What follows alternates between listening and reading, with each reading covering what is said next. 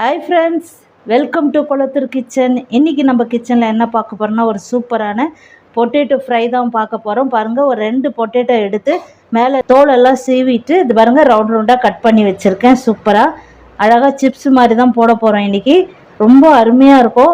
இது இந்த மாதிரி செய்யும் பொழுது எல்லா சாப்பாட்டுங்க, தயிர் சாதம், தக்காளி சாதம், சாம்பார் ரைஸ் எல்லாத்துக்கும் சூப்பராக இருக்கும். இது எப்படி பண்ணுறதுன்னு இப்போ பார்க்க போகிறோம். பார்க்கறதுக்கு முன்னாடி நம்ம சேனலில் நீங்கள் சப்ஸ்கிரைப் பண்ணலாம், சப்ஸ்கிரைப் பண்ணிக்கோங்க. மறக்காமல் பெல் சிம்பிளை கிளிக் பண்ணிக்கோங்க.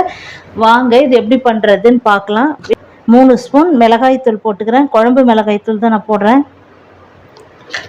1 ஸ்பூன் மஞ்சத்தூள். இப்போ இந்த சிப்ஸ் உருளைக்கிழங்கு வறுவல் செய்கிறதுக்கு தேவையான மசாலா. இப்போ தேவையான உப்பு,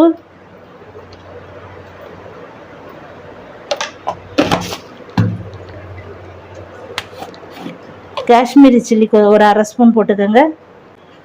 இப்போ கொஞ்சமாக தண்ணியை ஊற்றி இது நல்லா மசாலா ரெடி பண்ணிக்கோங்க. ரொம்ப தண்ணி ஊற்றிடாதீங்க, அப்புறம் அந்த பொட்டேட்டோவில் ஒட்டாது. அது மசாலா ரெடி ஆகிடுச்சு. அவ்வளோதான். கேஸ் ஸ்டவ் ஆன் பண்ணிக்கலாம். தவா வச்சுருக்கேன். உருளைக்கிழங்கு வறுக்கிறதுக்கு தேவையான எண்ணெய்.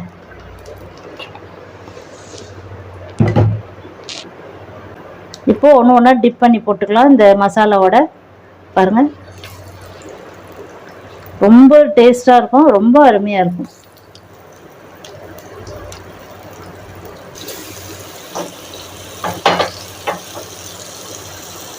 ஒரு தக்காளி சாதம் கிளறிட்டு இந்த மாதிரி வறுத்து வச்சிட்டிங்கன்னா நல்லா விரும்பி சாப்பிட்டு வந்துடுவாங்க. அருமையான ஒரு பொட்டேட்டோ ஃப்ரை தான் இது.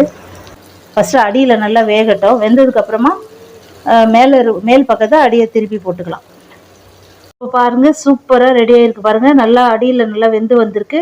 இப்போ நம்ம திருப்பி போட்டுக்கலாம். அடுத்த பக்கம் அடியில் இப்போ திருப்பி போட்டிருக்கோம். அடி பக்கம் நல்லா வேகட்டும். நல்லா ஃப்ரை ஆகி வந்திருக்கு. பாருங்கள், பொட்டேட்டோ ஃப்ரை அருமையாக ரெடி ஆகிருக்கு. நான் குழம்பு மிளகாய்த்தூள் தான் சேர்த்துருக்கேன். உங்களுக்கு வேணும்னா நீங்கள் வெறும் மிளகாய்த்தூள் கூட சேர்த்துக்கோங்க. ரொம்ப அட்டகாசமாக இருக்கும். சிம்பிளாக செய்து சாப்பிட்டு பாருங்கள் ஃப்ரெண்ட்ஸ், எவ்வளோ சூப்பராக இருக்குன்னு. சிம்பிளாக எப்படி பண்ணுறது தான் இப்போ நான் சொல்லியிருக்கேன். ரொம்ப சூப்பராக இருக்கும் ஃப்ரெண்ட்ஸ். இதே போல் நீங்கள் சிம்பிளாக செய்து பாருங்கள், ரொம்ப அட்டகாசமாக இருக்கும். தயிர் சாதம், சாம்பார் சாதம், தக்காளி சாதம், ரசம் சாதம் எல்லாத்துக்கும் நீங்கள் வச்சு இதை சாப்பிட்லாம். ரொம்ப அருமையாக இருக்கும்.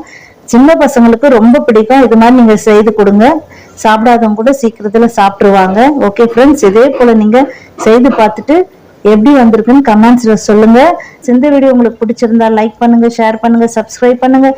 மறக்காமல் பெல் சிம்பிளை கிளிக் பண்ணுங்கள் ஃப்ரெண்ட்ஸ். இதே போல் இன்னொரு வீடியோவில் உங்களை சந்திக்கிறேன். Bye friends.